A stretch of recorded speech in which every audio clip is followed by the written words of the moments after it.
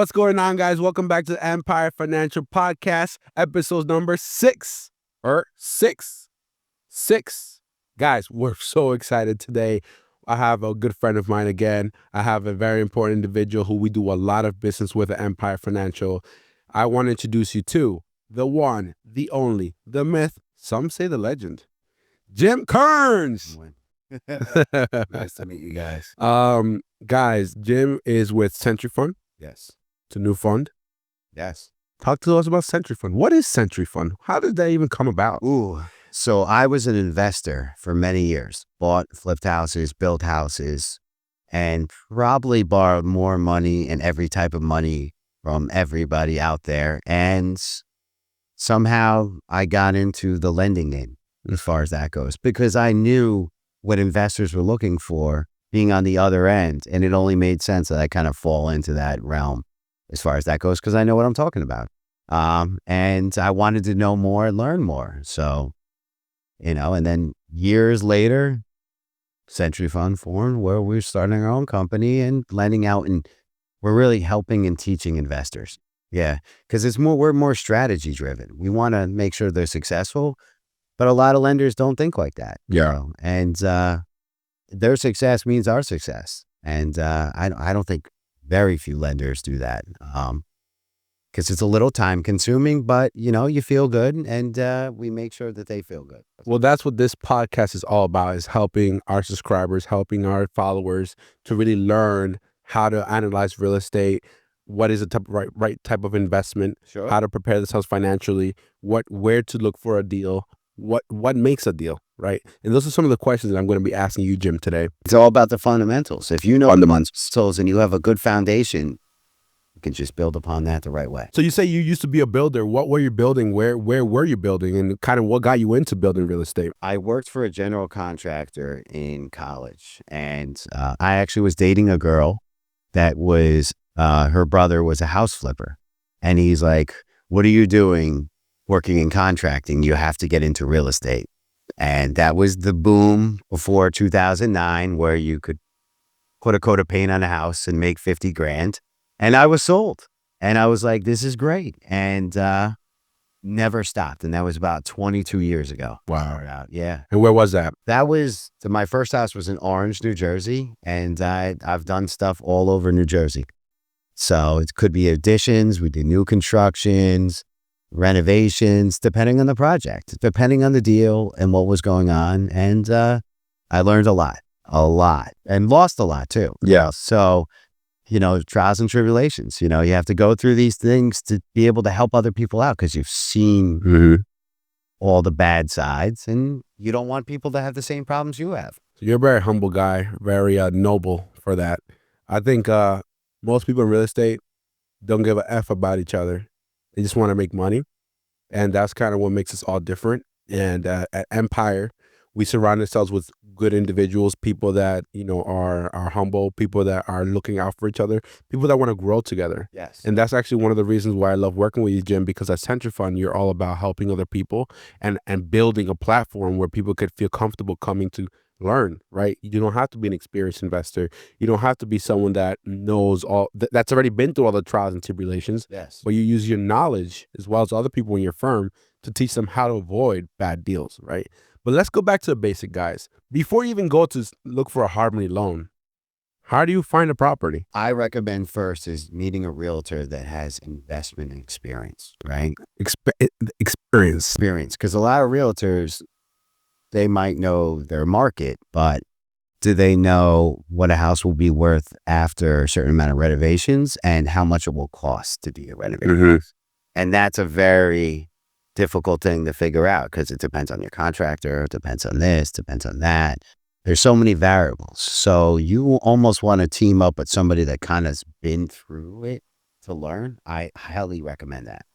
What kind of questions would you ask a realtor to realize if they do or don't have experience? I mean, if they have investment experience themselves, if they may flip the house, as far as that goes, or has worked with other investors and learn the models that they've used, that works, and there's many different strategies. But if they're knowledgeable there, they have a better idea of like certain construction costs, certain ARV values, the after repair value, because The most important thing is buying right. If you don't buy the right property right, you're not going to make any money and you're not going to get the loans. Where else can you find a deal besides a realtor? I mean, there's online auctions. You could drive yourself. Like I used to drive around and see a beat up house and leave a letter at the house, or networking, estate sales, estate lawyers. There's 100 different ways. Yeah. Direct mailers. It depends on what kind of level you want to take. Marketing research, Google AdWords. There's 100 different ways to find a property. So then let's say once you find the property, how do you know it's a good deal? So that's again where you come with a realtor. They're going to be able to tell you what's going on in the neighborhood. You're going to do your own research, but a realtor usually, at least in North Jersey, they have access to MLS. Yeah. So if you're buying it, say for $200,000, they can tell you that house fixed up the right way could be worth $400,000. But now you have to back out how much cost it's going to time and cost it's going to take you to get that $400,000. Yeah. So let's talk numbers just so some of the viewers can kind of understand where we're coming from and what the numbers should look like for a private money deal. Sure. That's one of the type of loans that Jim specializes in. And then on another episode, we're going to talk about the other type of loans that you specialize in, because this is not the Joe Rogan podcast where we have 3 hours to record. We find a deal, whether it's on the MLS, through a realtor, probate, through the courthouses, on the market, off the market, driving for dollars, bandit signs, Facebook, however you found the deal. Yeah. How do you know that? How do you know that it could be a good deal, right? Here, let's talk about the numbers or the percentages or some of the math that we need to know to find out that if it's a good deal. So walk me through, give me numbers. Let's say, for example, you find a house in North Jersey for $300,000. It's a single family, right? What do the numbers need to look like to know if it's a good project? Well, first, I think you have to find your contractor, because if you're buying anything, most likely, I say 90% of the time you're getting it for a discount for a reason. And usually it's outdated or needs some sort of construction work to bring it up. You need a contractor that's willing to go and give you estimates in a timely fashion that's going to give you what the repair cost is, so you can figure out the numbers if it's worthwhile. Yeah. Because lenders only lend to a certain amount as far as that goes. There's LTVs, loan to value. There's ARVs, after repair value, and there's loan to cost, as far as your construction. And these factors all come in from a lender's point of view of underwriting the deal to see if it makes sense for us to take a risk of lending that money to you, selling it, and us getting our return back. As far as that. So let's go into numbers again. So we buy it for $300,000. Let's say it needs $100,000 in renovations. Yeah. What would the after repair value need to be in order for that to be a good deal? Oh, we got to break that down. But it should be, you want to buy around 75% or less of the after repair value. And that's including the construction costs included. So you have to back those numbers out as far as how it would work. So would you say, like, for example, we buy it for $300,000, we put $100,000 of renovations into it, it should be worth like $550,000, $600,000? Like at least $450,000, $475,000. Because you have to factor in finance costs, realtor costs, title costs. All these things take away from your potential profit. Hold on. So you're telling me that it's not just the cost of, what do you call, the construction costs that you should calculate in your numbers? So you have many other. Oh, so let's talk about those numbers, because I don't think anyone talks about that. I don't think it's out there. A lot of guys quote out different things. Yeah. But the fact of the matter is there are other costs. So a private money loan, guys, what is that? Who gets a private money loan? What kind of investor do you have to be? Someone who flips a house, builds a house, somebody that's going to buy a property to renovate and rent. Fix and flip. That's what everybody talks about. Fix and flip loans. I want to fix and flip a house. I drive Uber, but I saw HGTV and I want to flip houses, right? So the type of loan that you apply for if you're looking to buy a house, fix it and sell it, or buy a house, fix it and keep it as a rental, is a private money loan. It is. So when you buy a private money loan, what kind of down payment, generally speaking, are you looking at? You're looking anywhere from 10 to 25%, depending on your experience level. Experience. Why experience is important for a private money loan? Because the more experience you have, the less risk it is from a private money loan. They have been through ups and downs. Most jobs, there's always something that comes up with a job. Construction, permits, towns. Who knows? And so let's say we have no experience and we're buying a house for $300,000. I got to put $60,000 down payment. 10 to 20%. Okay. Yeah. No experience. So then I put 20% down. The $60,000. I'm borrowing $240,000 plus renovation. So now we're at $340. Okay. So then I need to have a profit margin of at least 30 to 40% in order for the loan to potentially be approved. Technically, yes. Okay. Yeah. We gotta get technical here, okay?